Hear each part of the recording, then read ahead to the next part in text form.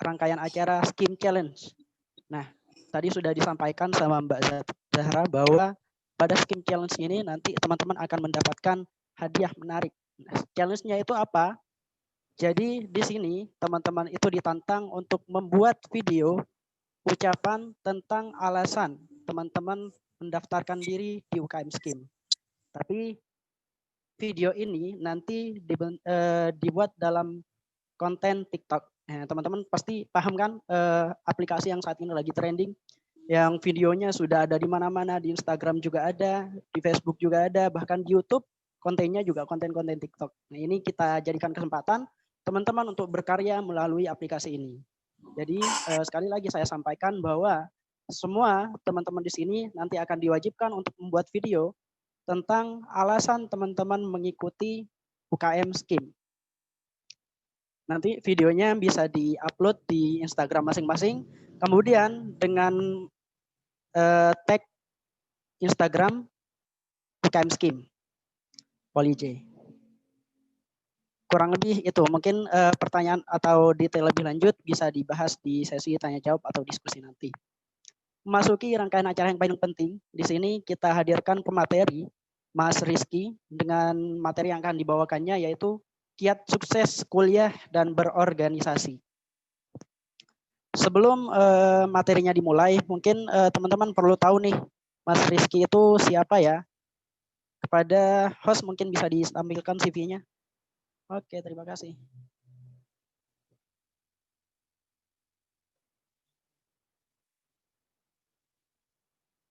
Nah, itu bisa dibaca di situ bahwa namanya adalah Rizky Ardina Putra.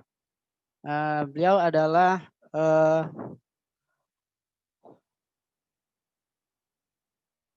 salah satu alumni dari Politeknik Negeri Jember. Beliau masih masuk di Politeknik Negeri Jember pada tahun 2018. SMA-nya dulu di SMAN 2 Banyuwangi, SMP Tribakti Tegal Dimo, dan MI Tarbiyatul Atfal pada tahun 2007. Nah, pengalaman pelatihan yang pernah beliau ikuti itu yang pertama ada pelatihan LKMM Pra-TD 2018, pelatihan LKMM-TD 2019, pelatihan pemandu LKMM-TD 2019, pelatihan LKMM-TM 2019, pelatihan Marketplace Business 2018, pelatihan Pemuda Desa Kendal Rejo 2019. Kemudian juga ada beberapa pengalaman organisasi. Di situ tahun 2015 sampai dengan tahun 2016, beliau aktif sebagai Ketua Duta HIV MAN 2 Banyuwangi. Terus tahun 2016, tahun 2017 aktif sebagai OSIS MAN 2 Banyuwangi. Selanjutnya pada tahun 2017 sampai 2018 sebagai fasilitator di PMR Wira MAN 2 Banyuwangi. Kemudian yang terbaru sekarang itu dia aktif sebagai Ketua Dewan Kehormatan sebagai himpunan mahasiswa jurusan produksi pertanian di Politeknik Negeri Jember. Dan yang terakhir itu yang masih dijabat sampai sekarang itu ada tim kerja nasional bidang kepemudaan Forum Komunikasi Mahasiswa Politeknik se-Indonesia atau FKMPI. Itu salah satu atau salah banyak dari prestasi yang sudah beliau capai.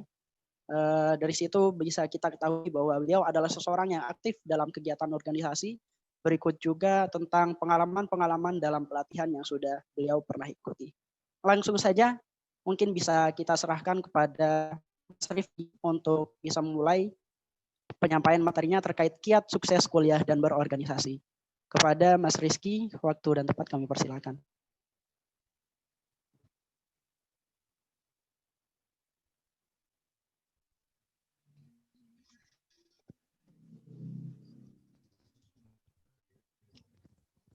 Cek. Apakah teman-teman bisa dengar suara saya? Jelas, Mas. Bisa, Kak. Oke, terima kasih. Terima kasih atas waktunya dari kakak UKM Skim, khususnya dari kakak moderator telah memberikan waktu kepada saya. Selanjutnya, oh ya belum salam. Assalamualaikum warahmatullahi wabarakatuh. Salam, Om Santi Swastiastu, Namo Buddhaya, salam kebajikan. hidup mahasiswa, hidup rakyat Indonesia. Terima kasih kepada kakak-kakak UKM SKIM yang telah memberikan waktunya pada malam hari ini. Sebenarnya tadi sedikit berlebihan ya dari Kak Mas Ruri Fawaid yang katanya saya kok gini enggak kok Kak. Sebenarnya saya kok mahasiswa biasa aja kok, sama aja seperti kakak-kakak yang ada. Mungkin loh pandangan saya mungkin bahkan ada kakak-kakak dari UKM SKIM yang lebih luar biasa. Jadi sebenarnya saya cuma menapakkan jejak kaki di sini, mengikuti jejak dari kakak-kakak UKM SKIM. Jadi seperti itu. Terima kasih untuk atas waktunya pada malam hari ini. Sebelum saya lanjut ke materi ini akademik dan organisasi, di sini saya pengen nyapa nih dari teman-teman. Dari mana aja, saya pengen tahu dari yang paling jauh dari kota mana coba yang sekarang join di UKM SKIM. Boleh langsung voice saja. Saya Kak dari mana misalkan, kenalan dulu mungkin dari mana. Boleh monggo. Saya pengen dari yang paling jauh, mungkin Sumatera atau mungkin mana? Ayo, barangkali ada teman-teman yang dari luar Pulau Jawa atau mungkin dari provinsi lain. Boleh monggo. Nggak apa-apa, kita enjoy aja teman-teman. Kita cuma sharing-sharing aja kok pada malam hari ini. Nggak perlu terlalu tegang. Saya juga masih mahasiswa kok. Nggak sehebat yang dikatakan oleh Kak Fawa itu. Monggo. Ada Kak yang dari Aceh tapi kayaknya nggak masuk Zoom deh. Oh, dari Kak. Aceh. Aceh mana? Aceh mana? Aceh Timur. Nggak tahu Kak. Siapa? Tapi nggak masuk dia, kayaknya nggak masuk ke Zoom soalnya nggak ini. Ini ada. Zain Kak. Nggak tahu. Namanya Zain. Oh, ini ada Gracia. Oh iya, iya, Zain. Ini ada Gracia. Dari mana Gracia? Tadi kayak on voice. Saya dari mana? Kalimantan Tengah, Kak. Wow. Provinsi mana? Kalimantan Tengah. Iya. Dari provinsi mana? Provinsi mana? Maksudnya Provinsi kota-kota yang Kalimantan Tengah, dekat Kak. situ lah mungkin.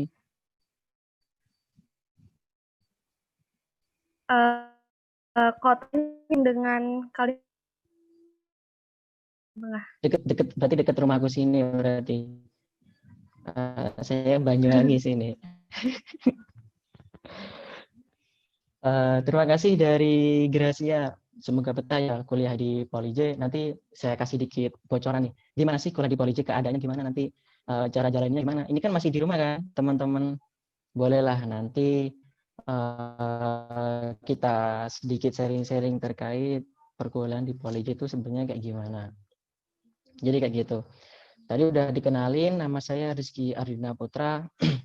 Saya asal dari Banyuwangi. Saya dari angkatan 2018, kuliah di Polij, program studi teknologi produksi tanaman pangan. Mungkin ada yang seprodi dengan saya, atau mungkin satu kota dengan saya dari Banyuwangi.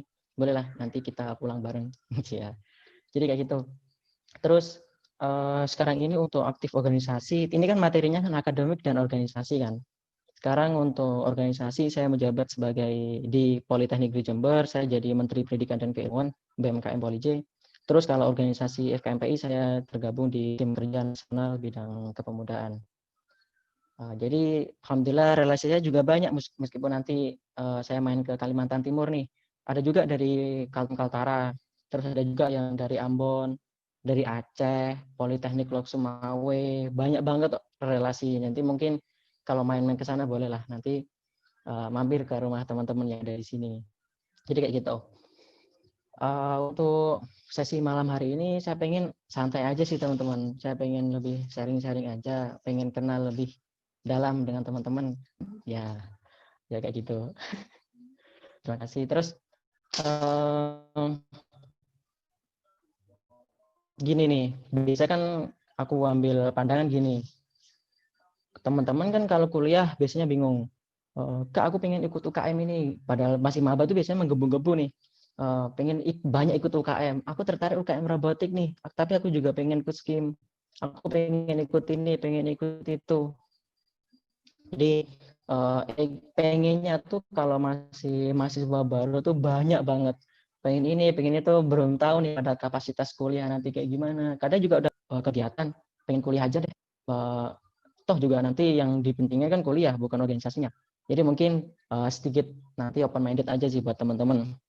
Gimana sih nanti ketika kuliah, penting nggak organisasi? Atau mungkin lebih penting akademik? Terus jalan mana, jalan ninja mana yang harus saya ambil, Kak? Jadi kayak gitu. Boleh di next, Kak. Perkenalannya udah ya, nanti kalau misalkan ada yang ingin ditanyain, boleh langsung tanya di akhir sesi. Next, Kak. Di sini, kenapa sih kita harus repot-repot kuliah? Padahal kan dari Mark Zuckerberg atau Bill Gates, atau mungkin Oprah Winfrey, ya orang-orang terhebat, orang-orang hebat yang sekarang menjadi miliarder dunia, itu banyak kok yang nggak kuliah. Orang-orang yang saya katakan tadi itu bahkan mereka putus kuliah di umur 20 tahun, mereka nggak ngajutin kuliah. Tapi mereka bisa sukses, bahkan bisa bangun Facebook yang sekarang teman-teman tahu nih. Bahkan kalau di Indonesia sendiri ada Om Bob Sadino almarhum, terus ada juga Ibu Susi Pujastuti, mereka juga nggak kuliah, tapi mereka bisa menguasai Indonesia. Lantas sebenarnya kuliah penting nggak sih, Kak? Sebenarnya penting nggak penting sih, terkait kuliah penting apa nggak, tergantung tujuan teman-teman. Gini wes orientasinya. Ketika teman-teman pengen kuliah atau kuliah itu sebenarnya goalnya apa sih? Kuliah, kalau teman-teman masih sekarang bimbang, artinya buat apa kuliah? Toh nanti ketika nggak kuliah pun juga kita dapat kerja. Jadi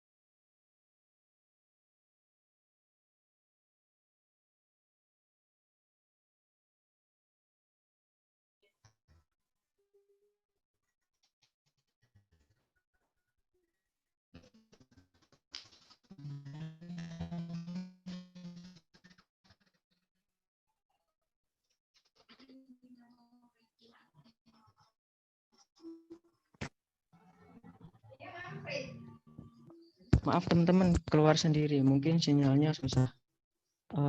Teman-teman bisa dengar suara saya? Bisa. Jelas. Oh, bisa. Halo?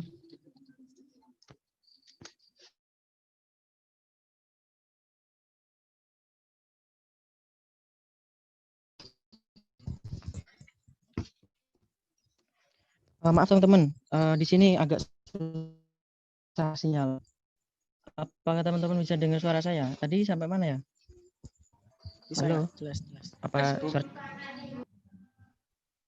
Oke, saya lanjut ya. Saya izin nggak on kamera ya, takutnya nanti hilang-hilangan nanti sinyal. Nanti mungkin pas tanya jawab bisa saya on kan kameranya, gitu ya.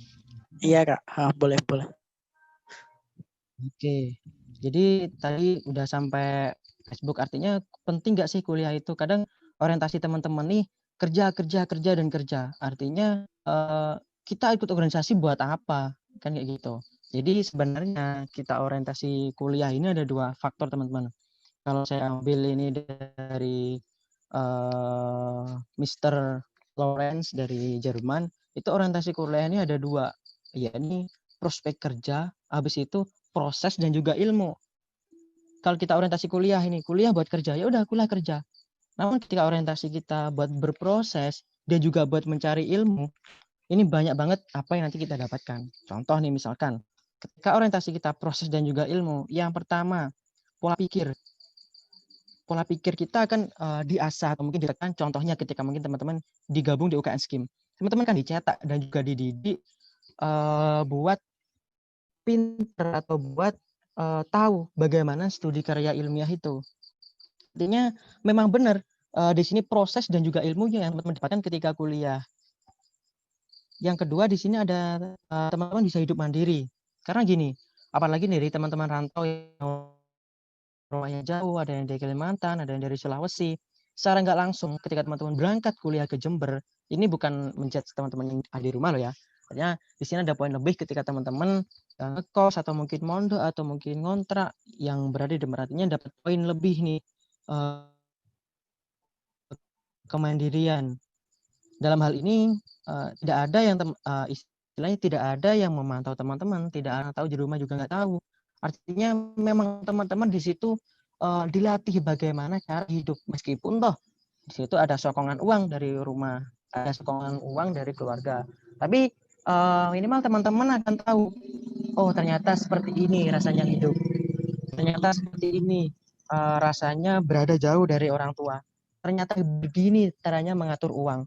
Jadi memang benar ketika kita kuliah melatih sikap kemandirian kita. Habis itu ada pengalaman. Pengalaman ini sih yang paling penting menurut saya. Karena sejauh apapun itu ketika kita memang berkuliah, niat mencari ilmu, niat berproses, pengalaman itu akan ikut kepada kita. Kalau kita orientasinya cuma kerja, artinya kita jalannya cuma ya udah kita kuliah, apa yang kita dapatkan, oh nanti buat kita kerja. Nanti kita teman-teman nggak mikir bagaimana proses itu, bagaimana ilmunya dapat, bagaimana ilmunya masuk. Jadi arahnya ke sana. Terus di sini ada relasi. Sebenarnya relasi ini penting banget teman-teman. Bukan berkaitan terkait bagaimana akademik, bagaimana teman-teman bisa tahu, bagaimana teman-teman bisa mengerti. Namun ketika teman-teman berbicara terkait relasi, dimanapun tempatnya, dimanapun asalnya, teman-teman akan mungkin sekarang belum tahu nih, tapi besok ketika teman-teman udah lulus, teman-teman udah selesai kuliah, selesai masa studi, teman-teman akan mengerti bagaimana pentingnya relasi itu, atau mungkin circle pertemanan. Jadi arahnya ke sana.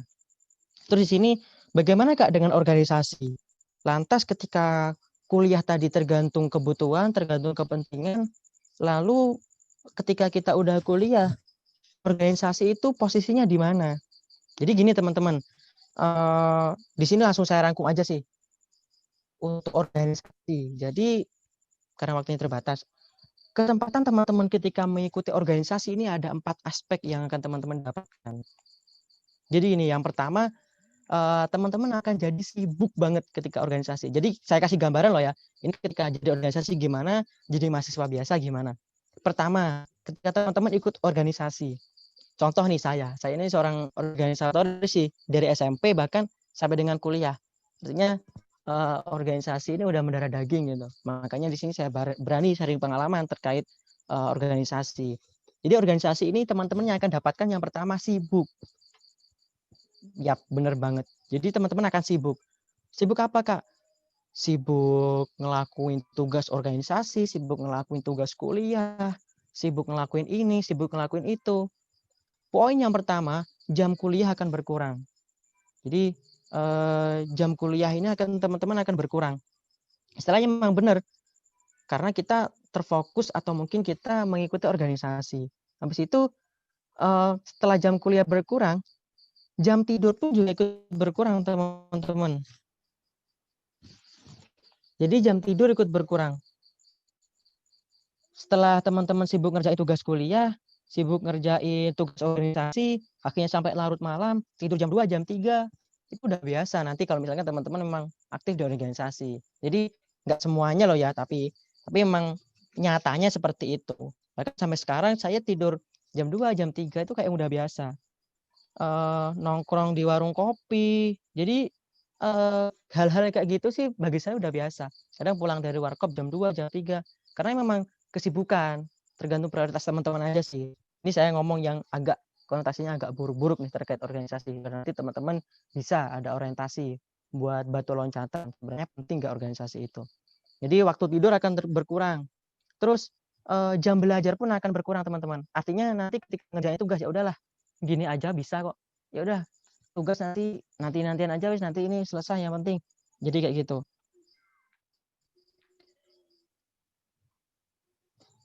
Terus di sini yang pertama kan organisasi yang teman-teman peroleh yang pertama sibuk. Yang kedua ruwet. bener banget ruwet. Jadi kalau teman-teman udah ikut organisasi, istilahnya keruwetan-keruwetan itu akan datang. Keruwetan-keruwetan itu akan muncul kepada diri teman-teman. Akhirnya yang didapatkan otak ini akan mobile lah istilahnya. Kalau bahasa Jawa nih mobile. Jadi gitu teman-teman. Terus setelah otak mobile, hal-hal itu, hal-hal yang hal organisasi, hal kuliah, bahkan kesibukan yang lain, itu datang serasa kayak jadi beban. Jadi emang benar banget ketika ikut organisasi atau ikut kepanitiaan, itu akan jadi beban buat teman-teman. Istilahnya keruwetan, kemobalan, beban, itu semua adalah satu kuncinya harapan. Kata Mas Helmi seperti itu. Jadi keruwetan, kesusahan semuanya itu adalah sebuah harapan. Jadi seperti itu. Terus di sini poin ketiga yang teman-teman dapatkan adalah relasi. Bener banget relasi. Contoh nih, misalkan teman-teman ikut UKM Scheme ini. Di UKM Scheme banyak banget dari berbagai macam daerah. Banyak banget dari berbagai macam kalangan. Artinya relasi itu tanpa kita cari akan muncul. Bahkan circle pertemanan pun itu akan mengikutinya. Jadi kayak gitu teman-teman. Terus mungkin ketika relasi udah terbentuk, circle pertemanan juga udah ada. Di sini teman-teman juga akan mungkin ya dapat doi. Nggak nutup kemungkinan sih. Kadang teman-teman ada sih yang nyari organisasi buat dapat doi. Juga nggak salah sih. Juga nggak benar. Artinya ya tergantung kepentingannya. Kembali lagi kepada teman-teman. Jadi seperti itu. Ini untuk poin yang teman-teman dapatkan ketika ikut organisasi. Terus di sini yang ketiga adalah kesenangan. Kesenangan ini merupakan poin hiburan buat teman-teman. Istilahnya memang benar. Kesenangan ini adalah hal yang akan teman-teman dapatkan ketika teman-teman ikut organisasi. Kesenangan seperti apa yang akan saya dapatkan? Yang pertama, planning perencanaan apa yang akan teman-teman lakukan kelak. Apa yang akan teman lakukan besok. Jadi dalam hal kesenangan ini teman-teman akan mengerti nanti ketika aku mau melangkah nanti langkah yang mana. Soalnya di sini memang udah dituntut nih sama organisasi. Artinya hal-hal semacam itu akan muncul dengan sendirinya. Terus yang poin kedua adalah keadaan, tuntutan keadaan. Ketika teman-teman udah dapatkan kesenangan dalam mengikut organisasi, mungkin tugas atau proposal atau hal lainnya itu bukan menjadi sebuah beban, tapi merupakan sebuah keadaan senang, keadaan ikhlas, keadaan istilahnya ini loh saya, ini loh jati diri saya. Bukan jati diri mengajukan proposal, tapi jati diri ketika teman-teman mau melangkah, teman-teman mau berproses. Jadi keadaan kesenangan itu akan muncul. Terus satu lagi, ini hawa yang nggak akan teman-teman dapatkan ketika teman-teman nggak ikut organisasi. Hawa yang kayak gimana, Kak? Nanti cobalah ketika teman-teman ikut UKM Scheme, udah dapat satu periode lah mungkin, nanti akan teman-teman tahu bagaimana hawa atau nyawa ketika ada organisasi. Jadi seperti itu. Terus apa Kak motivasi Kakak kok pengen ikut organisasi? Atau mungkin kenapa kok sekarang bergelut dalam bidang organisasi? Kalau dalam pandangan saya, kalau teman-teman kemarin ini dari angkatan 19 kan udah, mungkin ada yang udah ada pratede, LKMM pratede. Udah di situ udah diajarin tuh materi pengenalan diri juga pengembangan diri. Artinya kalau teman-teman udah kenal dengan diri teman-teman, teman-teman akan tahu, oh inilah kekurangan saya, inilah kelebihan saya, ini loh saya. Artinya ada beberapa potensi yang harus saya tingkatkan, ada beberapa potensi yang harus saya gali, ada beberapa potensi yang masih terpendam. Ini yang menjadi support system buat teman-teman ketika ikut organisasi. Apa makna organisasi itu buat teman-teman? Teman-teman sendiri yang tahu. Karena jati diri itu dibentuk teman-teman, bukan dicari. Itu yang pengen saya tekanin. Terus apa enggak ruwet Kak ikut banyak organisasi ketika di kampus? Jadi kalau dibilang ruwet ya ruwet, kalau dibilang beban ya beban. Tapi selama kita jalannya enjoy, nanti teman-teman akan mengerti bagaimana keruwetan itu menjadi langkah sebuah harapan. Karena memang dari saya sendiri saya sadar tadi udah ditampilin tuh IP saya juga nggak terlalu bagus kok. Mungkin semester 1 cuma dapat IP berapa, semester 2 berapa, 3 berapa. Karena saya sadar mungkin itu salah satu kelemahan dari saya, kurang belajar atau mungkin masih susah untuk mendapatkan IP tinggi. Artinya saya memang agak lemah dalam bidang akademik. Makanya di sini saya mencari poin bagaimana sikap atau bagaimana istilahnya kesempatan yang bisa menunjang saya jadi orang yang hebat, menjadikan diri saya menjadi orang yang super, menjadikan diri saya menjadi orang yang bisa diterima orang lain. Jalannya dengan apa? Jalan yang saya tempuh ikut jalan organisasi. Jadi seperti itu teman-teman. Asal-masal kenapa kok saya ikut organisasi? Istilahnya ini kan kita kan kuliah di Politeknik Jember. Bukan pilihan teman-teman sebenarnya. Saya yakin teman-teman kuliah di Poliji ini mungkin udah gak keterima SBM, udah gak keterima SNMPTN. Artinya ini udah pilihan lain, gak ada jalan lain selain di Politeknik Jember. Saya pun juga gitu teman-teman. Awalnya saya juga gak ada niatan kuliah di Poliji, tapi di sini ada motivasi nih buat teman-teman. Jangan jadi semut. Artinya percuma dong kecil di kandang yang kecil. Dalam artian ketika teman-teman udah kuliah di Politeknik Negeri Jember, memang ini kampus yang kecil, tapi jadilah kepala. Nggak apa kepala semut. Kita bebas menentukan arah daripada teman-teman kuliah di kepala arah. Jadi seperti itu. Next, Kak.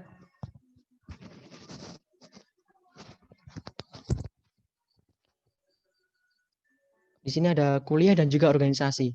Gini teman-teman, kalau tadi saya udah paparin terkait organisasi, di sini saya sedikit singgung terkait perkuliahan. Ya, kerja ya. Kerja itu yang 10% yang dilihat IP. Jadi nggak semua hal itu dikategorikan dengan IP.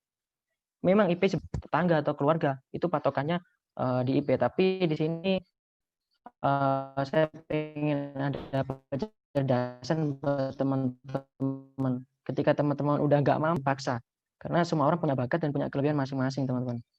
Istilahnya banyak saya menemukan kasus di sini. Di sini kan juga saya sebagai monitoring, artinya menjadi beberapa mentor. Di sini ada saya menemukan banyak kasus di hal itu. Ketika teman-teman udah memaksakan hal itu, nanti endingnya teman-teman drop. Malah teman-teman nggak dapat dua-duanya. Nanti coba bisa teman-teman gali terkait hal itu. Jadi kuliah atau organisasi. Mungkin ketika teman-teman berkuliah, oke, fokus kuliah, nggak masalah. Itu jalan teman-teman. Tapi aku di sini pengen juga organisasi, Kak. Nggak masalah. Itu proses teman-teman. Jadi kuliah ataupun organisasi buat jembatan kesuksesan teman-teman. Gak usah minder, gak usah takut. Artinya, oh Kak saya masih maba, saya orientasinya harus IP 4,00. Kalau teman-teman punya prinsip seperti itu, kejar. Kak saya masih maba, tapi saya juga pengen aktif organisasi. Terus kuliahmu gimana? Kuliah sambil jalan Kak. Kalau itu udah prinsip teman-teman, jalan aja teman-teman, jalankan. Jangan pernah takut. Jadi gitu teman-teman. Boleh di next Kak. Jadi saya tekankan lagi ya untuk kuliah atau organisasi ini tergantung tujuan teman-teman, tergantung prioritas teman-teman, tergantung kebutuhan teman-teman. Teman-teman mau pengennya kuliah ini seperti apa. Terus di sini ada sedikit tips nih. Yang bagus nih kayak gimana? Tadi kan sudah saya bilang prioritas tujuan dari teman-teman. Artinya ketika udah teman-teman bisa imbang antara organisasi dan juga perkuliahan, nanti ada beberapa aspek yang akan teman-teman dapatkan. Di sini predikat pengakuan keluarga itu memang yang terkadang tuntutan sih bagi seorang mahasiswa terkait hal itu. Lalu aspek organisasi, kadang ketika kita aktif organisasi, relasi akan banyak. Cara kita ngomong, public speaking, public relation, itu akan sedikit banyak akan terasa teman. Nggak terasa sih.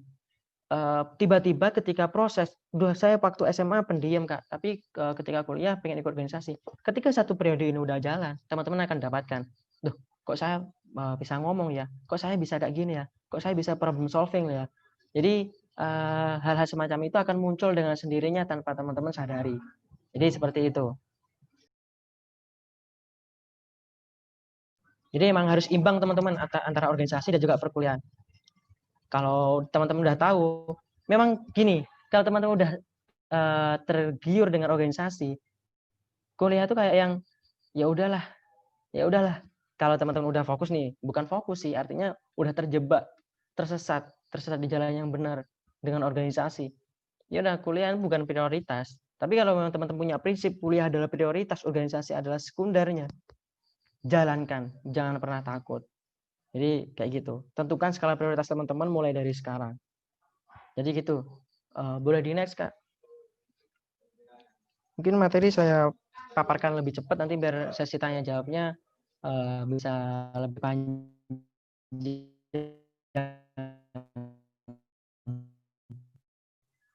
Next, Kak.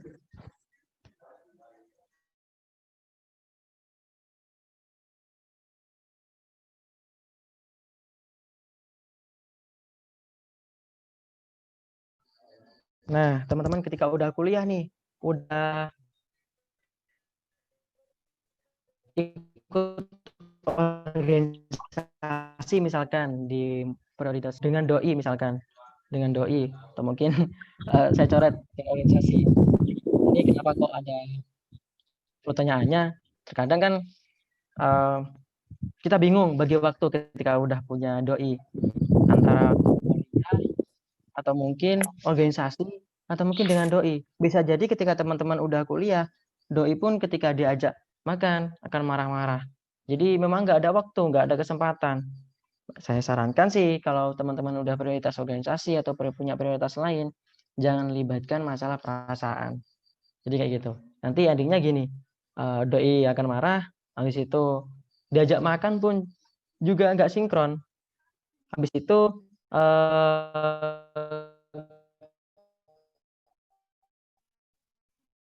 next, Kak, diajak nonton. Saya baca terkait beberapa artikel ketika teman-teman berada di posisi ini, memang sangat dilema banget antara mungkin frustasi kerewotan itu memang akan muncul menghantam diri kita.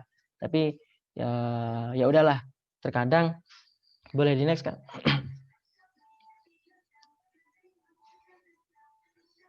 Terkadang kita harus mengikhlaskan, bukan karena tak sayang, tapi karena ada sesuatu yang memang tidak bisa dipaksakan.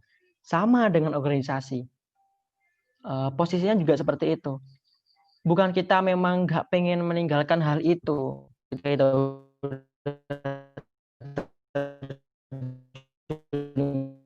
organisasi lah ya, bingung mau keluar, selesai. Bukan karena nggak sayang, tapi karena ada sesuatu yang memang tidak bisa dipaksakan. Ini tubuh kita, kebutuhan kita. Bukan hanya doi aja, tapi sinkronisasinya ketika kita udah masuk di bangku perkuliahan. Jadi arahnya ke sana. Ya nggak apa-apa sih kalau misalkan teman-teman ikut organisasi pengennya dapat ini, ikut organisasi pengennya dapat itu. Itu tergantung tujuan dan arah teman-teman. Saya nggak bisa ngasih kesimpulan. Penting nggak sih organisasi itu, atau mungkin penting nggak sih dapat IP tinggi itu ketika masa perkuliahan, sudah masuk masa kerja. Artinya tergantung tujuan teman-teman, tergantung prioritas teman-teman. Nanti arahnya ke teman-teman buat ngerancang nanti kira-kira penting mana hal itu. Boleh di next, Kak. Kalau dalam prinsip manajemen di sini ada prinsip POAC namanya, POAC. Next, Kak. Mungkin kalau kakak-kakak teman-teman dari semester 3 atau mungkin semester 5 udah ada nih materi POAC, tentang POAC. Ini sebenarnya materi manajemen sedang mengimplementasikan materi ini kepada kehidupan teman-teman. Yang pertama, apalagi nih masa perkuliahan ya. Jadi yang pertama ada planning. POAC ini yang pertama planning, yang kedua organizing, yang ketiga actuating, yang keempat controlling. Jadi yang pertama adalah planning. Terus saya dilihatin sama kakak-kakak manajemen. Mohon maaf nih Kak kalau saya salah jelasinnya. Jadi yang pertama di sini ada planning dalam bidang pemasaran, dalam bidang manajemen. Ini beda dengan planning yang saya bicarakan. Jadi planning yang saya bicarakan di sini rencana dari awal, step apa yang pengen teman-teman lakukan ketika perkuliahan. Jadi dirancang dulu, direncanakan dulu. Nanti ketika aku kuliah mau ngapain.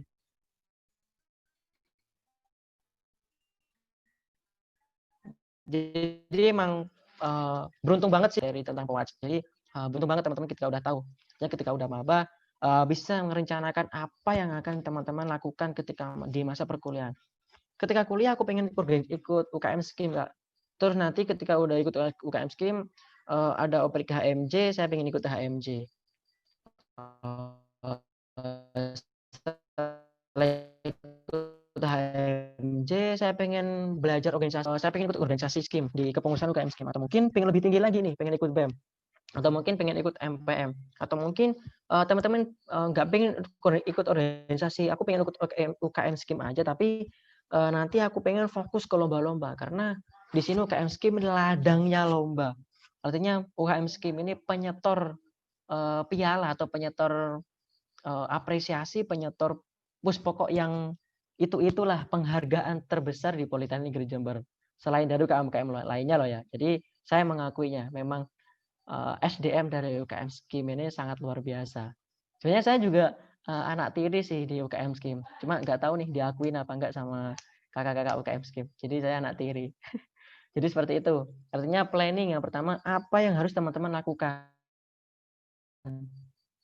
ketika baru awal perkuliahan. Rencanakan dari awal step apa yang pengen teman-teman lakukan. Jadi aku masa ini pengen ikut UKM Scheme dulu. Ikut studi karya ilmiah. Nanti saya karena nanti goalnya ketika perkuliahan di sini menulis skripsi. Makanya kita nggak bisa lepas dengan keilmiahan. Mungkin ada di teman-teman kayak gitu. Tapi di sini aku pengen ikut UKM Scheme karena Scheme ini arahnya ke kompetisi, ke keilmiahan. Artinya di sini lomba-lomba sangat banyak sekali kan. Bukan nggak berarti UKM lain nggak ada lomba, tapi kesempatan atau peluang di UKM Scheme ini lebih banyak. Jadi kayak gitu. Rencanakan dulu step apa yang mau teman-teman lakukan di awal ini loh ya. Habis itu yang kedua, analisis kondisi lingkungan dan analisis kondisi kebutuhan. Ketika lingkungan teman-teman mendukung buat teman-teman berproses, buat teman-teman istilahnya pengen berubah, lakukan. Karena planning ini nggak menutup kemungkinan ketika circle pertemanan atau mungkin circle organisasi, circle keadaan teman-teman ini juga akan mendukung. Makanya planning ini akan sangat penting banget ketika teman-teman terapkan. Terus di sini ada organizing. Jadi untuk organizing ini sesuaikan step atau acara apa yang harus teman-teman tempuh. Jadi ketika udah teman-teman rencanakan, istilahnya strategi atau mungkin bagaimana teman-teman manage hal itu atau planning itu bisa terlaksana. Jadi organizing ini lebih ke arah bagaimana tindakan ketika teman-teman mau melakukan goals itu. Jadi kayak gitu teman-teman. Terus tapi teman-teman di sini juga perlu memperhatikan sasaran, resiko dan konsekuensi yang ada. Ketika teman-teman udah menyusun beberapa planning yang teman-teman lakukan, misalkan nih, aku untuk awal ini pengen ikut mau jadi kupu-kupu dulu. Nanti semester 2 aku ikut HMJ, terus semester 2-3 semester 1-2 pengen ikut UKM dulu. Terus semester 2-3 pengen ikut HMJ. Habis itu masuk ketika udah semester 5 aku pengen ikut BEM. Boleh banget. Tapi pertimbangkan dulu skala prioritas teman-teman, apa yang kebutuhan teman-teman ini kan skala kebutuhan juga skala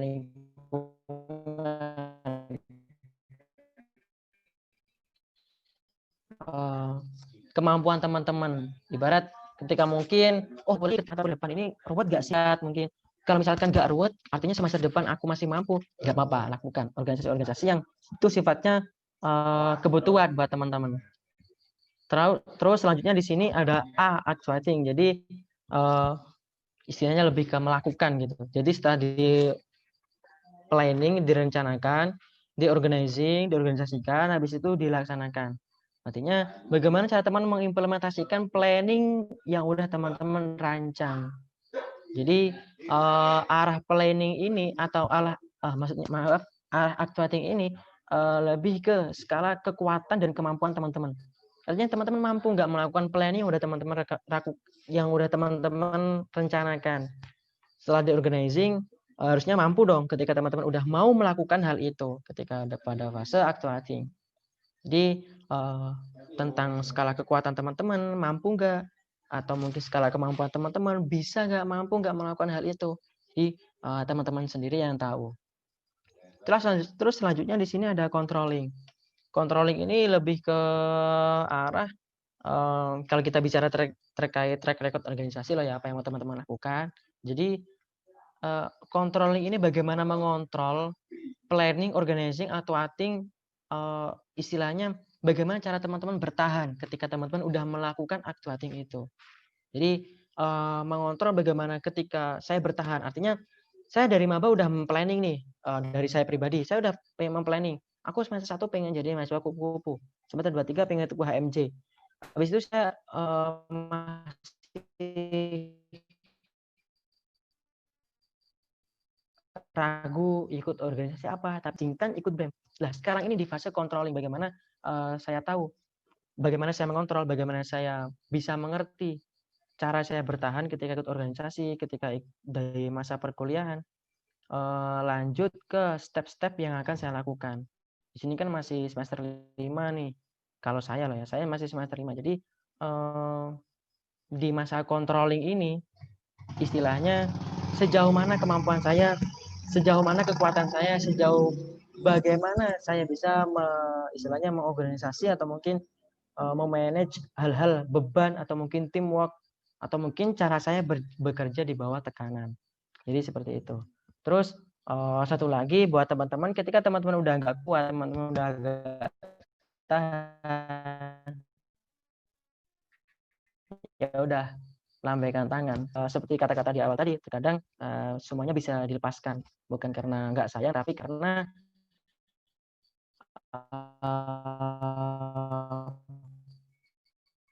hal itu memang sudah kebutuhan ikut organisasi. Mungkin itu aja sih tips-tips dari saya terkait planning, organisasi, dan actuating dan controlling yang terakhir.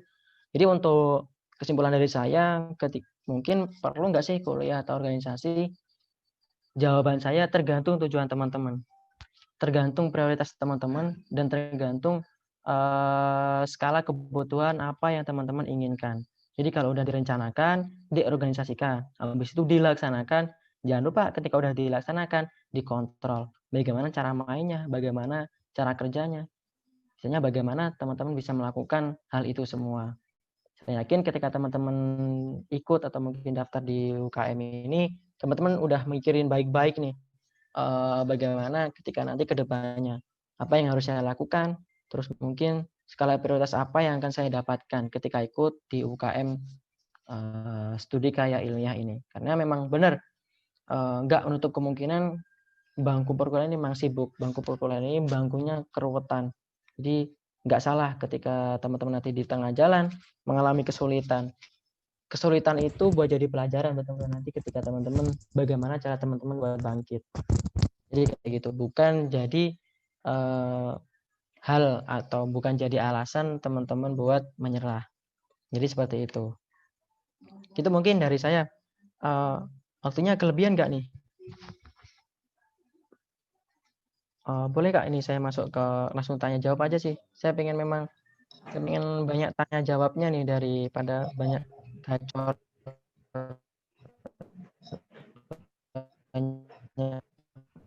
materi. Oke, siap Kak. Oke, mungkin kalau saya langsung lempar aja Kak, mungkin kalau ada yang mau ditanyakan. Kalau nggak ada yang nanya, saya yang nanya. Baik, teman-teman, itu tadi materi luar biasa yang sudah disampaikan oleh Mas Rizky tentang kiat sukses kuliah dan berorganisasi. Tadi juga disampaikan tentang manajemen dalam berorganisasi, itu ada planning, organizing, actuating, sama controlling. Nah, itu juga menjadi salah satu panduan utama bagi teman-teman bagaimana nanti bisa mengelola waktu, bisa mengelola tenaga teman-teman untuk bisa membagi antara organisasi dan perkuliahan. Nah, seperti yang juga sudah disampaikan tadi, tentang mana sih yang lebih penting antara organisasi dan kuliah, itu juga bergantung sepenuhnya pada teman-teman, tentang minat teman-teman dan juga kebutuhan teman-teman itu sendiri. Bagi teman-teman yang mungkin nanti lebih butuh di organisasi, bisa juga mengikuti organisasi tapi tidak mengabaikan kuliahnya. Artinya keduanya harus bisa tetap sama-sama berjalan. Oke, selanjutnya mungkin bisa sesi diskusi atau tanya jawab. Gimana Kak Zahra, ini untuk pertanyaannya? Oh iya, ini sepertinya ada yang mengacungkan tangan, Anisatul Fajriyah. Satu-satu dulu ya, Dek. Saya sampaikan pendapat.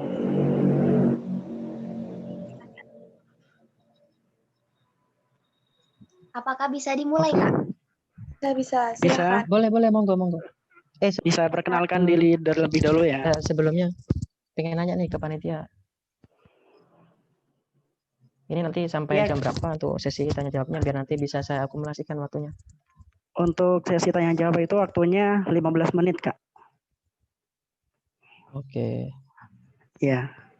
Ayo lanjut, nggak apa-apa. Terima kasih. Boleh Anissa. Assalamualaikum warahmatullahi wabarakatuh.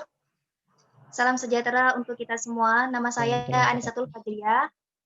Saya dari BKP 2020, angkatan 2020. Baik, di sini Kakak sudah jelasin nih banyak banget manfaat organisasi, bagaimana kita itu menyeimbangkan waktu dengan kuliah juga, dan itu sangat wow, sudah benar-benar complete explanation.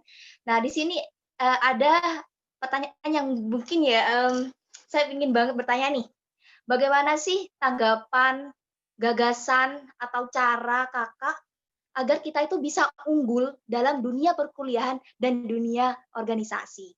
Karena memang yang Kakak jelaskan tadi itu kita memang harus benar-benar bisa bisa benar-benar sesuai dengan perspektif kita dalam organisasi maupun perkuliahan.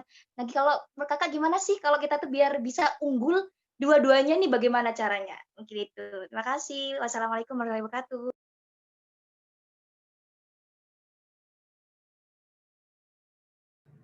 Dipersilahkan kepada Kak Rizky untuk Waalaikumsalam. menjawab pertanyaannya.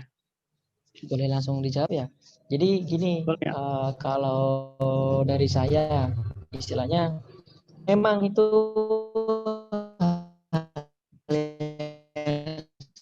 sangat mustahil ya Nisa. Jadi kalau untuk unggul di bidang organisasi dan juga unggul di bidang akademik itu memang sangat susah banget. Tapi di sini juga ada. Saya ambil contoh di sini ada salah satu kakak tingkat di kampus sebelah, lupa namanya Kak siapa kemarin. Dia tuh eksternal, tapi ketika dia lulus dia mendapat predikat 10 IPK terbaik sekampus UNED. Wow, padahal dia jurusan teknik sipil. Nggak bisa bayangin nggak tuh luar biasanya kayak gimana kakaknya. Jadi kalau saya bisa petik pengalaman dari kakak itu, saya dapat cerita dari teman saya sih, saya juga belum tahu nama sama kakaknya gimana. Kalau saya bisa analisis dari kakak itu artinya memang benar banget. Jadi yang saya sampaikan tadi terkait planning, organizing, actuating, juga controlling itu memang sangat berperan banget Anissa. Jadi istilahnya dari beberapa komponen tadi nanti Anissa juga udah tahu. Artinya bagaimana sih diri saya, bagaimana nanti saya akan bertindak, bagaimana saya nanti akan mengorganisasi ini, bagaimana ketika saya mengimplementasikan rencana itu. Jadi istilahnya ya udahlah, kalau bagi saya ketika udah step itu terjalankan, kita jalani sesuai alurnya itu. Halangan ada rintangan, hal itu akan mendewasakan diri kita tanpa kita sadar. Jadi problem-problem itu akan jalan menghantam kita kayak ombak, kita langsung bur. Istilahnya kayak gitu. Jadi awal kita memang akan ikut arus ombak, langsung ikut. Tapi ketika kita udah tahu celah, oh ternyata untuk ombak sekian saya harus berdirinya kayak gini. Ketika ombaknya agak tinggi, cara berdiri saya harus kayak gini. Ketika ombaknya lebih tinggi lagi, saya harus miring gini, harus menghantam ombak. Jangan gini. Kalau gini saya ikut, tapi kalau gini saya enggak. Jadi proses-proses itulah nanti yang akan menjadikan diri teman-teman atau mungkin dari Anissa akan menjadi hebat. Entah itu dalam bidang organisasi atau mungkin entah itu dalam bidang akademik. Jadi seperti itu Anissa. Jadi kalau dari saya dari POWAC itu udah komplit banget. Artinya teman-teman akan mampu semuanya ketika teman-teman melakukan itu dengan benar. Jadi gitu. Ada lagi mungkin ada yang tanya? Itu dari Adel TET 2020. Baik Kak, sudah kedengeran? Sudah masuk. Dengar Adel. Sebelumnya, Assalamualaikum warahmatullahi wabarakatuh. Waalaikumsalam warahmatullahi wabarakatuh. Waalaikumsalam warahmatullahi wabarakatuh. Perkenalkan, nama saya Adelia Sinta dari program studi Teknik Energi Terbarukan angkatan 2020. Nah, di sini dari pemaparan materi yang Kakak jelaskan tadi, saya menentukan ada 2 pertanyaan yang ingin saya tanyakan atau diskusikan dengan kakak. Jadi untuk pertanyaan pertama itu kan tentang bagaimana mengubah mindset atau pola pikir dari masyarakat atau dari orang lain gitu. Kadang ada orang tidak melanjutkan kuliah atau tidak mengikuti organisasi itu bukan karena tidak mau terhadap apa yang ada di depannya, tapi karena mereka masih kurang informasi terhadap hal itu. Mungkin mereka masih belum tahu tentang manfaat organisasi itu seperti apa, mendapatkan banyak relasi, mendapatkan banyak wawasan. Mungkin mereka masih belum tahu tentang hal itu. Nah, di sini cara kita untuk mengedukasi orang lain supaya mereka bisa mengubah pola pikir mereka yang dulunya seperti itu sampai mereka bisa open-minded seperti itu. Cara kita mengedukasi itu seperti apa, Kak? Nah, kemudian untuk pertanyaan kedua di sini saya lebih ke pengalaman Kakak sih. Kan Kakak di sini juga tadi sudah dipaparkan kalau Kakak di sini kan udah aktif berorganisasi dari SMP kan. Otomatis banyak banget pengalaman yang akan Kakak dapatkan. Nah, di sini yang ingin saya tanyakan itu mungkin Kakak bisa sharing tentang pengalaman berkesan Kakak selama ada di organisasi atau mungkin pengalaman ketika Kakak sedang melakukan presentasi atau memberikan materi itu seperti apa. Kemudian mungkin ada tips-tips juga dari Kakak untuk misalkan kan dalam organisasi itu kan dibutuhkan public speaking ya Kak. Nah mungkin meskipun seseorang itu public speaking-nya bagus, mungkin ada di suatu kondisi di saat dia itu nervous atau mungkin kondisinya itu tidak mendukung. Nah cara Kakak untuk mengatasi nervous pada saat public speaking atau presentasi itu seperti apa? Seperti itu Kak. Terima kasih.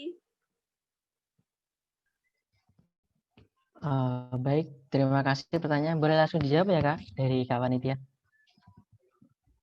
Monggo Kak, silakan. Oke, tadi pertanyaannya ada 3 nih, bukan 2 berarti Del, ini Del. Bukan 2 berarti, tapi ada 3. Jadi gini, untuk yang poin pertama, bagaimana cara kita mengedukasi tentang pentingnya organisasi, pentingnya perkuliahan, pentingnya hal semacam itu. Jadi, yang pertama gini Del, kita harus jadi pendengar yang baik. Artinya, salah satu langkah awal bagaimana kita bisa mengedukasi orang lain jadi lewat pendengaran. Jadi bagaimana cara kita jadi mendengar aktif. Jadi istilahnya gini, terkadang lebih sakit nih. Kadang sakit ketika orang lain bisa mendengar tapi nggak bisa mengerti, ya kan gitu. Jadi langkah awal adalah harus jadi pendengar yang baik. Karena pendengar yang baik di sini akan bisa mengerti. Bukan hanya ada rasa simpati, namun juga ada rasa empati. Rasa simpati itu datang cuma terlintas kebutuhan atau terlintas yang ada diri kita aja, tapi rasa empati itu datang dari hati. Jadi gitu deh. Untuk langkah awal bagaimana cara mengedukasi, jadi pendengar yang baik. Habis itu tahu latar belakang apa yang harus kita lakukan. Latar belakang dari siapa yang mau kita edukasi ini.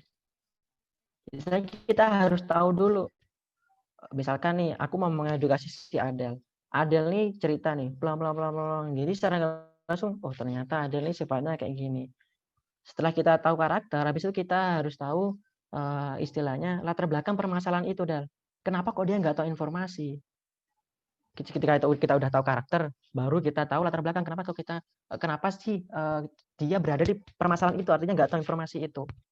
Baru kita bisa menganalisa, oh ternyata dia kayak gini, oh ternyata dia kayak gini. Kalau dia latar belakangnya kayak gini, dari permasalahan kayak gini, lalu bagaimana istilahnya hal apa yang harus diberikan, baru kita bisa mengerti, oh ternyata edukasi seperti ini yang harus kita lakukan. Misalkan nih, aku ngasih ke Kak Fawaid nih. Kak Fawaid nih ada permasalahan, dia nggak tahu informasi. Sedangkan Kak Fawaid nih sifatnya orangnya keras, misalkan orangnya keras. Artinya bukan dengan saya edukasi yang sifatnya keras, tapi dengan edukasi istilahnya dengan cara bagaimana Kak Fawaid nih bisa mengerti. Coba kasih sisipi dulu hal-hal yang buat Kak Fawaid ini suka. Kalau berhadapan dengan orang keras jangan dihantam dengan keras, tapi cari kiat-kiat bagaimana apa yang dia suka, apa yang dia inginkan, baru kita berikan. Oh ini loh, ketika lawan kita atau cara yang mau kita edukasi ini udah ikut di alur kita, baru kita kasih apa yang mau kita inginkan. Jadi itu ya Del. Pertama kita harus jadi pendengar yang baik, tahu latar belakang atau mungkin tahu karakter, habis itu tahu latar belakang permasalahan, baru kita eksekusi. Untuk cara mengedukasi seperti itu. Terus yang kedua tadi bagaimana pengalaman ikut berorganisasi. Jadi saya bicara aja sih terkait pengalaman waktu kuliah ini ya. Di sini saya kan posisi saya sekarang jabat sebagai Menteri Pendidikan dan Keilmuan. Jadi saya dari semester 3 udah jabat sebagai menteri. Jadi di situ apresiasi yang luar biasa banget. Artinya saya belum pernah ikut BEM, belum pernah ikut istilahnya belum pernah ikut staf muda. Saya dulu nggak staf muda, saya dulu nggak staf ahli, saya nggak staf apapun. Tiba-tiba periode BEM jadi seorang menteri.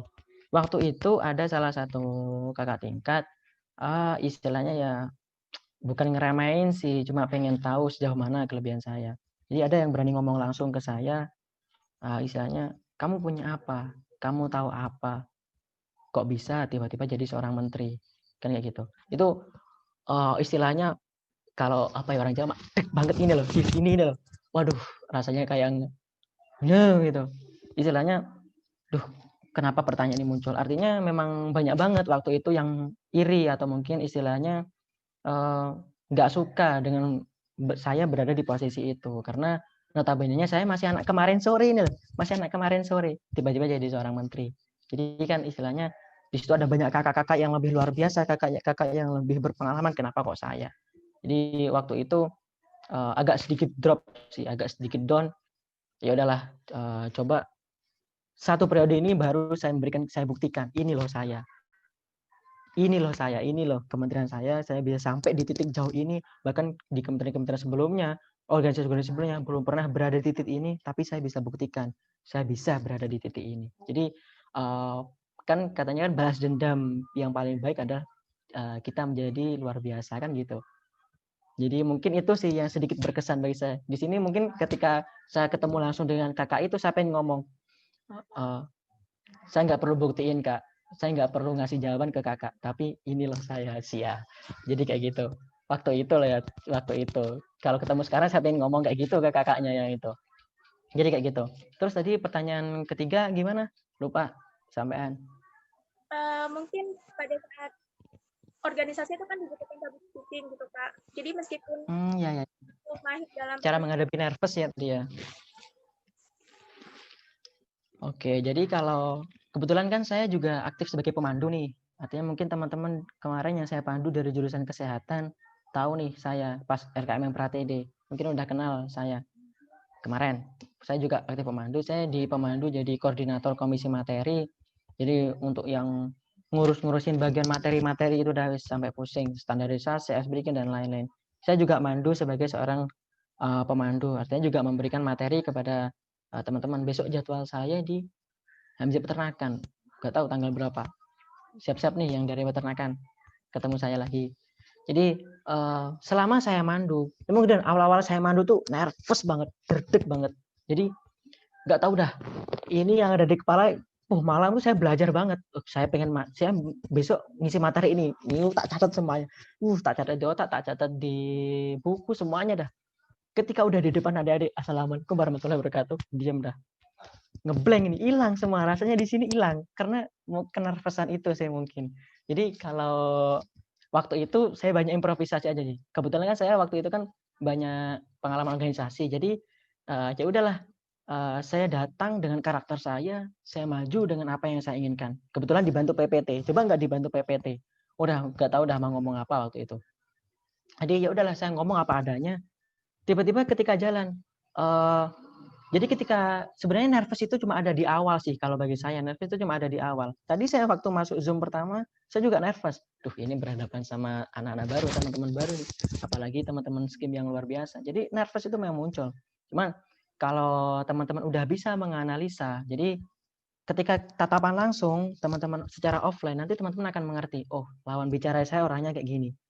Di sini ada, oh ini orangnya kayak gini. Ini kelihatannya asik nih diajak ngomong di sini.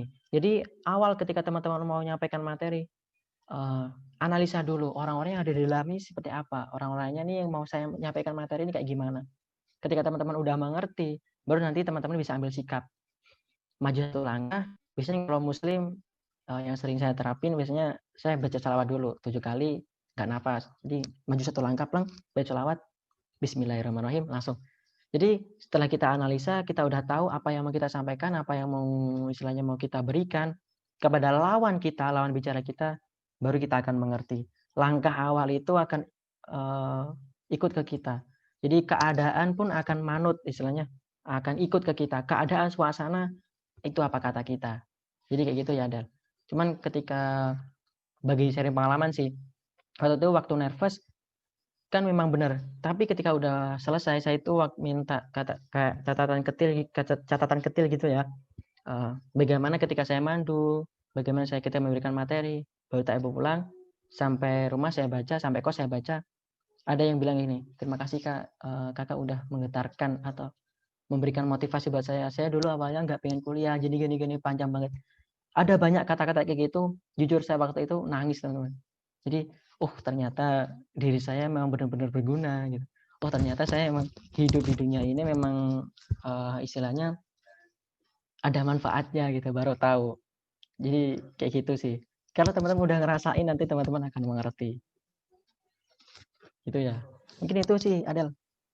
Berarti untuk kesimpulan dari jawaban kakak itu, yang pertama itu untuk mengedukasi orang lain itu berarti kita harus mengenal terlebih dahulu karakter orang itu seperti apa. Seperti itu ya Kak. Kemudian untuk yang kedua, ketika kita direndahkan oleh orang lain itu bisa dijadikan motivasi terbesar untuk kita bisa menjadi lebih baik untuk kedepannya. Kemudian yang ketiga, untuk mengatasi grogi atau nervous di sini berarti kita harus menjadi diri kita sendiri dan menjadi versi terbaik dari diri kita. Seperti itu ya Kak. Terima kasih Kak. Oke, siap. Mungkin ada tambahan tadi ya. Boleh jadi catatan kecil buat teman-teman yang ada di sini. Jadi gitu ya. Untuk waktu tanya jawabnya masih ada nggak, kakak panitia? Masih ada Kak, 19.20. Jam 9.20. Sampai. Oke, boleh ada yang nanya lagi nggak?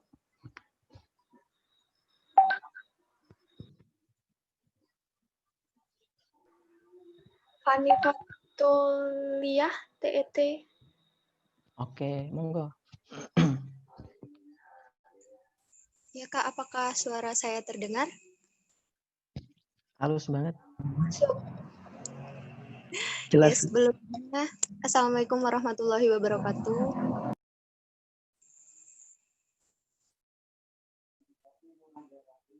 Terdengar Kak? Terdengar tadi kenamu. Waalaikumsalam warahmatullahi wabarakatuh. Perkenalkan, nama saya Fani Fatuliah dari Program Studi Teknik Energi Terbarukan tahun 2019. Saya ingin bertanya Kak terkait yang di awal tadi tentang penting nggak pentingnya kuliah gitu Kak. Kalau sekarang ini pendidikan itu kayaknya menjadi tolak ukur gitu loh Kak. Misalnya kayak di perusahaan itu kayak mempunyai standar minimal pendidikan, dan pendidikan juga bisa merubah pola pikir gitu Kak. Tanggapan Kakak akan hal itu seperti apa Kak? Terima kasih. Baik, terima kasih Fani. Fani yang manggilnya Fani. Izin jawab dari kakak-kakak panitia. Oke, jadi gini Fani. Saya tadi memang jelasin tuh, tergantung prioritas, tergantung hal ini, tergantung hal itu. Karena di sini kan nggak semua orang bisa kuliah. Makanya saya tadi takut ada yang nyinggung hati teman-teman ketika saya bicara hal-hal yang sifatnya sensitif seperti itu. Jadi saya nggak bilang penting banget, enggak. Karena memang semua orang punya prioritas. Kadang kita harus menengok ke bawah buat jadi pembelajaran buat kita. Makanya tadi udah bilang teman-teman termasuk orang yang beruntung bisa kuliah. Jadi jangan istilahnya, Kak saya nggak keterima SNMPTN, saya nggak keterima SBMPTN. Aduh, saya mengalami hal yang sama teman-teman. Saya pernah nulis di akun Instagramnya namanya narasi.asa. Nanti bisa teman-teman lihat di situ, coba scroll ke bawah, di situ ada pengalaman saya ketika mau masuk kuliah. Bisa buat pembelajaran buat teman-teman. Saya juga dulu kesusahan banget ngambil mau ikut perkuliahan, pengen kuliah. Jadi kalau misalkan dari Fani tadi, bagaimana pendapat terkait range perusahaan yang memang sekarang harus menuntut kita buat sarjana. Jadi memang nggak bisa dipungkiri sih Fani. Jadi memang untuk sistem PBB yang diterapkan sekarang adalah Sustainable Development Goal System. Jadi memang sistem pembangunan berkelanjutan. Artinya semua hal yang kita lakukan harus sifatnya berkelanjutan. Jadi mungkin tolak ukur perusahaan memang pengen kompetensi yang memang di situ berkompeten diwujudkan dengan bangku perkuliahan. Padahal itu kan nggak semua orang kan yang kuliah kan bagus. Nggak semua orang yang kuliah memang mampu. Kadang ada yang cuma lulusan SMA tapi itu dia mampu.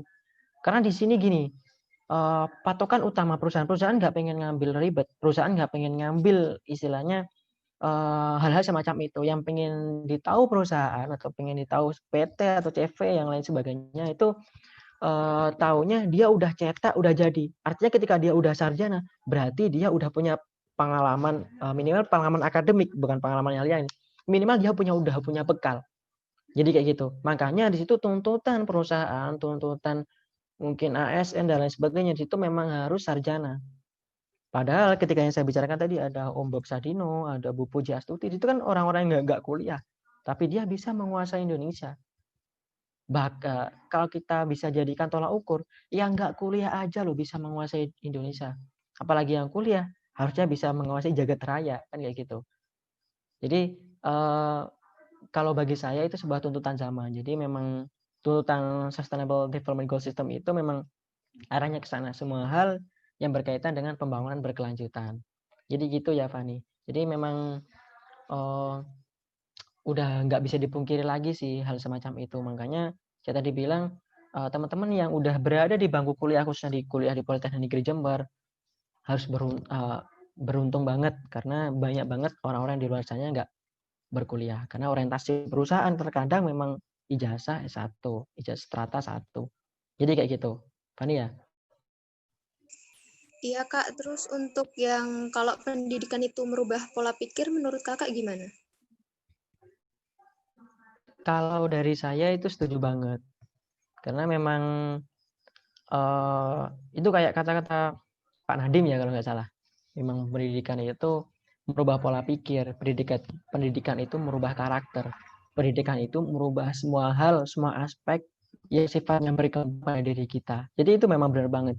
Selain dari kata-kata Pak Nadiem, saya juga pernah baca kutipan lupa bukunya namanya siapa, tapi pengarangnya itu kalau nggak salah dari London. Jadi dia mengatakan gini, nggak semua pendidikan atau nggak semua sektor pendidikan itu memberikan support baik ke kita. Tapi pendidikan itu bisa merubah diri kita. Jadi kayak gitu. Percaya nggak percaya sih, bedakan aja ketika teman-teman udah lulus kuliah. Ada teman-teman yang lulus SMA.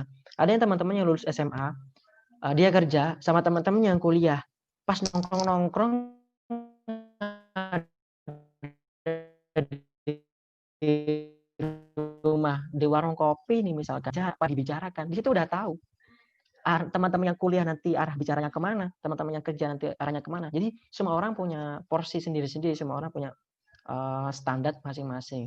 Bukan saya yang ngerendahin yang lulus SMA kerja loh ya, tapi memang yang dibicarakan Fani tadi kan memang pendidikan merubah karakter, pendidikan merubah pola pikir, pendidikan merubah hal yang sifatnya berkembang diri kita. Jadi itu memang benar. Jadi seiring berjalannya waktu, kembali lagi nanti teman-teman akan mengerti. Kalau mungkin sekarang masih belum tahu, nanti kedepannya teman-teman akan mengerti. Jadi gitu ya, Fani. Baik Kak, terima kasih. Oke, terima kasih kembali. Gimana kakak panitia, apakah waktunya masih ada?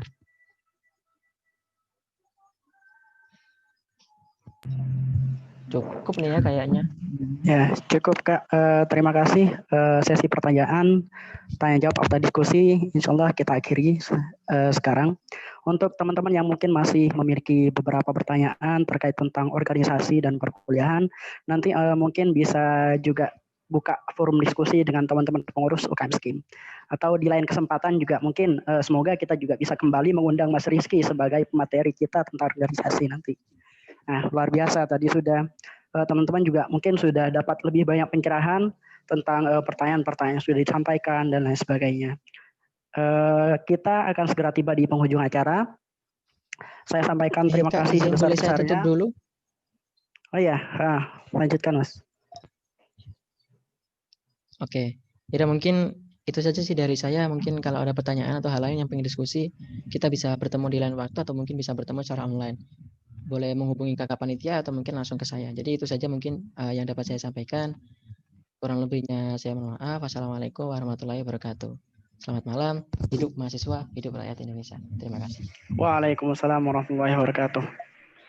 Sekali lagi saya ucapkan terima kasih kepada Mas Rizky atas pemberian materinya. Tadi sudah sangat luar biasa kami rasa. Dan semoga materi yang sudah disampaikan tadi cukup untuk menjadi pendongkrak semangat bagi teman-teman keluarga baru di UKM Scheme untuk memutuskan apakah ingin aktif di organisasi atau aktif fokus di perkuliahan atau mungkin bisa di keduanya. Ini mungkin bisa dijadikan landasan dasar bagi teman-teman untuk mengambil keputusan.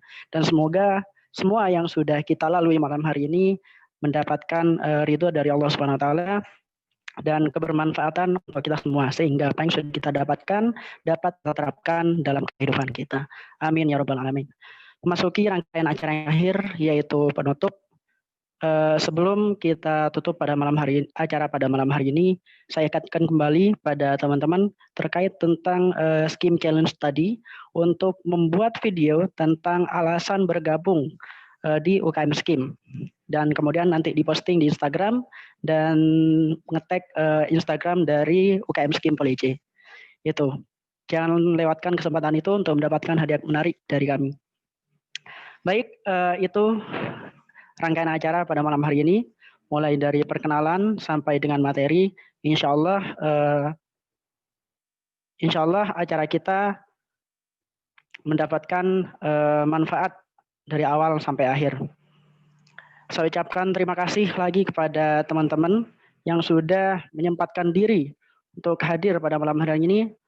Luar biasa, teman-teman sangat antusias dan saya ucapkan selamat datang dan selamat bergabung di keluarga UKM Scheme.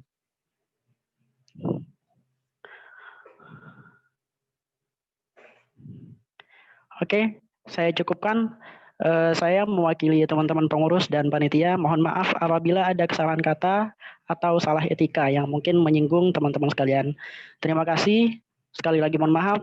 Saya cukupkan dengan doa alhamdulillahirabbil alamin. Assalamualaikum warahmatullahi wabarakatuh. Waalaikumsalam warahmatullahi wabarakatuh. Waalaikumsalam warahmatullahi wabarakatuh. Merasa ikut kajian. Selamat melanjutkan aktivitasnya teman-teman. Sekali lagi terima kasih yang sudah menyampaikan diri untuk hadir pada malam hari ini. Sampai jumpa kembali di pertemuan selanjutnya ya. Ya, yang masih ada tanggungan tugas bisa segera dikerjakan ya. Siap. Pesannya jangan lupa.